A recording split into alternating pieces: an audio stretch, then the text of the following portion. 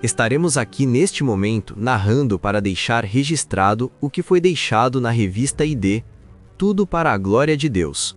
Caro pastor, compartilhe com os leitores da revista ID como foi o processo de conversão para o cristianismo. A minha conversão foi um chamado de Deus. Sou da família católica, não gostava de crente. Eu vim pela dor, pois com 25 anos tinha problemas cardíacos e a medicina não diagnosticava apesar de não gostar de crente. A minha esposa ouvia o programa A Voz da Libertação. Uma sobrinha que morava conosco na época era da Assembleia de Deus e também ouvia com a minha senhora o programa do missionário Davi Miranda. A minha vida estava numa situação crítica. Diria que 99% do lar já estava destruído. Cheguei a ameaçar a minha esposa que se ela se envolvesse com os evangélicos, eu abandonaria o lar. Passando certo tempo, nasceu nosso primeiro filho. A minha esposa tinha desejo de ir participar do culto a Deus, mas ela se lembrava da minha promessa. Entretanto, no dia 24 de 8 de 1980, cheguei de uma partida de futebol ainda muito doente, e ela, vendo a minha situação, me convidou insistentemente para ir à Igreja Pentecostal Deus Amor. Eu fui muito resistente, mas aceitei após insistência. Entrei na igreja e comecei a me sentir mal, e com muita impaciência, pedi para os irmãos, embora na saída, encontrei um irmão que trabalhava no mesmo emprego que eu naquela ocasião. Em particular, eu zombava muito deste irmão por ser crente, até que ele chegou a me repreender em certa ocasião durante o trabalho. E ele me deu um abraço e me recebeu de forma que me pediu para voltar à igreja. A partir daquele momento, a pressa acabou e comecei a sentir o efeito de Deus sobre a minha vida. Enquanto no oculto, o missionário fez o apelo para a conversão. Então, de forma imediata, me coloquei em pé e aceitei Jesus. E as irmãs que estavam com a minha senhora também a motivaram para estar à frente e aceitar a Jesus como seu único Salvador. Não fui revelado naquela tarde sobre a enfermidade ao sair da igreja. Eu saí transformado, aquela impaciência já não me dominava mais. Chegando em casa, eu gostava muito deste esporte e era fanático por futebol. No dia seguinte, pela manhã, começamos a limpar tudo que não pertencia à doutrina de Deus, não doando, mas queimando os objetos que não mais fazia sentido em nossa vida em Cristo.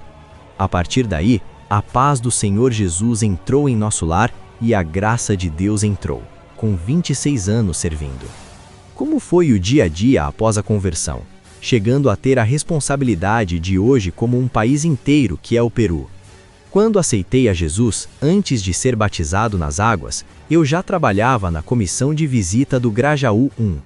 Depois de 3 meses, fui chamado para ser obreiro e comecei com uma sede enorme a querer pregar a palavra de Deus. A primeira igreja que dirigi foi na região da Casa Grande, no bairro de Santo Amaro. Eu trabalhava materialmente próximo da sede mundial e fazia uma longa jornada de locomoção da casa para o trabalho, para a obra de Deus e o retorno no final da noite para o meu lar. Fazia isto com muito amor e satisfação. Eu comecei então a sentir o chamado de Deus, mas eu resistia muito. Entretanto, eu tinha certo temor para sair de São Paulo e ir para outra cidade, pois era em São Paulo que eu queria viver. No dia 14 de 9 de 1986, houve uma reunião ministerial na sede mundial e muitos irmãos me revelaram que Deus tinha uma obra na minha vida. Eu fiz nesta reunião uma prova com Deus, onde se de fato alguém me convidasse para seguir em dedicação integral à obra do Senhor, então eu definitivamente aceitaria. Antes de terminar a reunião, um servo de Deus me chamou e disse que ele me chamava definitivamente para a obra. No dia seguinte, fui à empresa onde trabalhava e pedi o acerto de contas, pois iria trabalhar na obra do Senhor. O início da missão foi no interior de São Paulo, em Andradina, período este que não me esqueço. Em seguida foram a cidade de Araçatuba, Ribeirão Preto, Porto Alegre e em seguida para Buenos Aires, retornando para o sul do país em Caxias do Sul, Joinville, em 1998. Na reunião de dezembro, fui surpreendido por Deus na diretoria de São Paulo. E em dezembro de 2003, nosso missionário me chamou e convidou a dirigir a IPDA no Peru. E como aprendi a colocar minha vida nas mãos do Senhor, aceitei. Durante aquele dia, à noite, conversando com a minha esposa, ela se mostrou preocupada e oramos ao Senhor. Durante o meu sono, tive um sonho onde eu estava indo em um caminho muito longo e de repente me deparei com um vale profundo e um mar imenso. Eu tinha me atravessado naquele mar, e eu me lembro que havia uma pessoa nas minhas costas e outras nos meus braços. Então pedi para a segurasse fortemente e me lancei como num voo para chegar onde se desejava, e no sonho eu discerni que era Deus quem me mandava para aquele país. Confirmei com a minha esposa que devíamos ir para o Peru, apesar de ter acompanhado toda a evolução da construção da sede mundial da IPDA. Era o momento final da entrega desta obra. A diretoria apoiou a solicitação do missionário para minha ida àquele país. O Senhor se refere a Andradina com muito carinho. O que lhe marcou durante essa primeira missão, Pastor José Marques? O que marcou foram experiências importantes, tais como a primeira região que coordenei e a acolhida do povo local. Podemos estar onde for que eu e minha esposa sempre lembramos de Andradina. Quando assumi Andradina, ela era uma igreja que cabia a cerca de 100 pessoas. Começamos então a experimentar nas campanhas que agradecemos no templo da sede mundial, de forma que o trabalho cresceu de tal maneira que, além de suprir as necessidades do campo que antes era suprida pela IPDA, Deus abençoou também. Começamos a suprir Araçatuba, a sede estadual na época. O que mais marcou foi quando estávamos há 8 meses fazendo a obra do Senhor Andradina. Chegou uma ordem onde somente a coordenação estadual de Araçatuba continuaria a receber sustento da igreja, e os regionais, como eu, não mais. Eu nunca falei nada para os irmãos, e de tanto a responsabilidade estadual na época, subiu ao altar e explicou que talvez eu e minha família devemos retornar a São Paulo. O povo de Andradina reuniu os irmãos e disseram para mim que o que comessem, nós comeríamos, e o que não era o momento de retornar, pois Deus estava abençoando muito a igreja de Araçatuba. Após 6 meses nesta luta, Deus me honrou trazendo meu sustento e salário de volta. Apesar de muitas lutas e vitórias ainda maiores, chegou o momento de sair de Andradina. No dia da saída, creia, parecia um velório na igreja. Tanto nós chorávamos, como o povo também. Andradina marcou muito nossa vida na época. Em seguida, fomos para Araçatuba e assumir em 10/10/1988, como coordenador estadual. Do mês de novembro de 1988, para a glória de Deus, começamos as obras para a construção do templo da IPDA em Andradina, em terreno próximo da rodoviária, marcando as bênçãos do Senhor para a obra dele naquele lugar.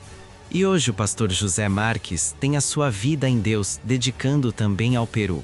E como foi o início da obra de Deus pela IPDA neste país?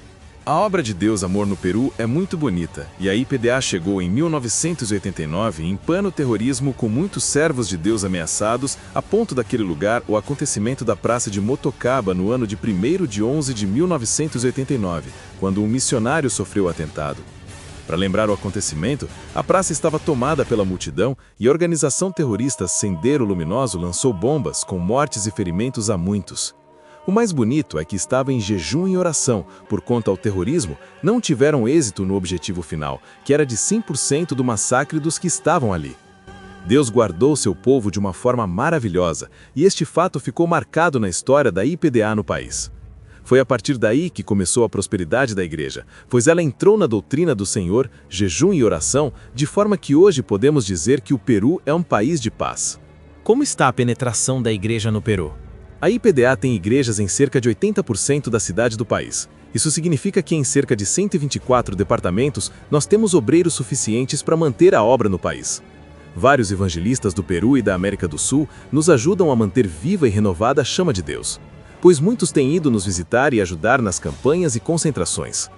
Quando eu assumi em 23 de 1 de 2004, estávamos com 474 igrejas no país. O que fiz para a glória de Deus foi ampliar este plano, onde fechamos no final de 2004 em 708 igrejas no Peru. No ano de 2005 demos sequência ao plano e novamente pela graça e glória de Deus terminamos este ano com 1.031 igrejas. No Peru não apenas o pastor e os obreiros trabalhavam, nós temos um grupo de bons samaritanos que de fato tem a igreja IPDA e chegamos à IPDA no país não só reavivou os nossos irmãos em Cristo, como também ajudou a acender a chama de Deus em outras congregações cristãs que estavam mortas espiritualmente. Hoje eles procuram imitar algumas coisas da nossa igreja. Eu sinto que eles trabalham como agradecimento a tudo isto. É um verdadeiro avivamento da Igreja de Cristo no Peru. Eles trabalham sem sentir esforços e sem ter esse interesse financeiro. Para ter ideia da juventude no Peru, eles penetram em ônibus para falarem de Jesus. Enfim, em qualquer lugar, eles estão levando a santa palavra. No ano de 2004, Jesus levantou um grupo para evangelizar. Tardes, eles mesmos alugam ônibus com Recoincidência dedicada à obra de Deus, com jejum e orações. Podemos dizer que hoje o Peru é um país evangélico? Sim, podemos. Apesar da Igreja Católica ser predominante, as igrejas evangélicas e, sobretudo, a IPDA são as que mais crescem ano após ano.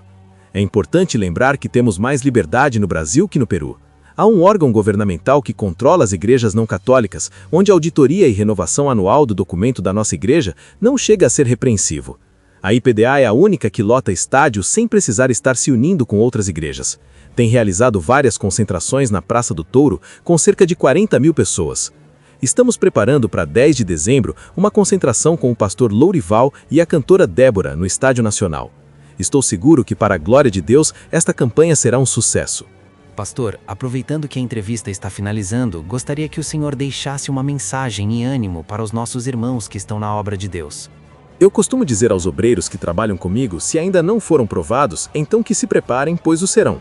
Lembrem-se que Jesus mesmo mencionou nos evangelhos: no mundo terão aflições. Em tudo vêm as provas, assim que fui chamado pelo Senhor.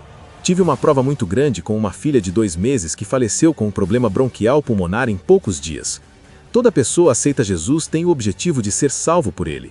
Portanto, fique firme quando estiver na prova. Pois nós não servimos a um boneco, mas a um Deus criador dos céus e da terra. Deus conhece o coração de todos. A nossa vitória está na perseverança e principalmente nos momentos de luta, pois é neste momento que mostramos quem é o obreiro na obra do Senhor. Com o testemunho, gostaria de dividir com vocês experiências que ainda tive na minha ida ao Peru. Os meus filhos mais velhos ficaram no Brasil. Entretanto, um deles, em setembro de 2004, após ter comido uma feijoada, ele passou mal, e como estava no Brasil, acabei levando para o hospital. Quando foi no final de semana, eu telefonei para minha esposa para informar de meu regresso, e ela pediu para que ficasse em função da enfermidade do meu filho. Ela pediu que eu esperasse para ir no dia seguinte. Naquela madrugada fui ao hospital e foi constatado que a apendicite já estava estourada. E eu preocupado, pois tinha compromissos muito sérios no Peru, entre eles concentração marcada. Eu disse a ele que estava indo e a minha esposa deveria retornar no mesmo dia do Peru para ficar com ele, mas a minha esposa não conseguiu embarcar. Em telefonema que dei ao chegar ao Peru, fui informado que o estado de saúde havia agravado neste ínterim. Com a chegada da minha senhora no Brasil, o médico que atendia meu filho disse que a chance de sobrevivência era de 1 a 100. A minha esposa disse ao médico que o Deus que ela servia iria resgatá-lo do leito.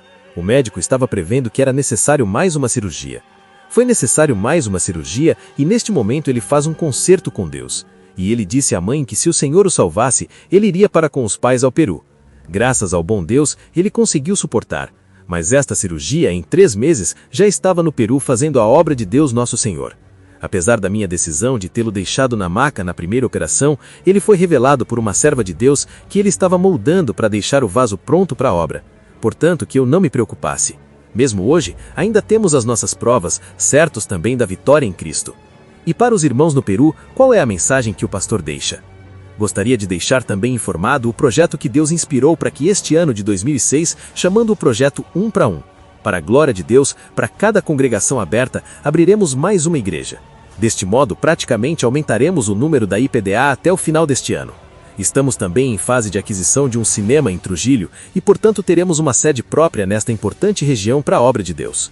Eu sinto que o maior patrimônio que a igreja possui são os obreiros e a juventude e o bom samaritano, pois através da dedicação e amor de Deus neles é que conseguimos ter o sucesso na evangelização. Temos uma equipe que trabalha duro nesta obra e sempre recordando a palavra de Jesus. Para finalizar, quero saudar a todos os irmãos do Peru, obreiros, Anas, Daniéis, um forte e valente que tanto nos apoiam naquele país. Os bons samaritanos e a equipe de praças também sigam trabalhando firmes na obra do Senhor. Cumprido o que diz o apóstolo São Paulo, seja forte e perseverante no trabalho do Senhor, sabendo que o vosso trabalho não é em vão. Que Deus os abençoe e eu os saúdo, meus amados irmãos. Que Deus abençoe todos que ficaram conosco. Com essas experiências evangelísticas do pastor José Marques, fiquem na paz de Cristo.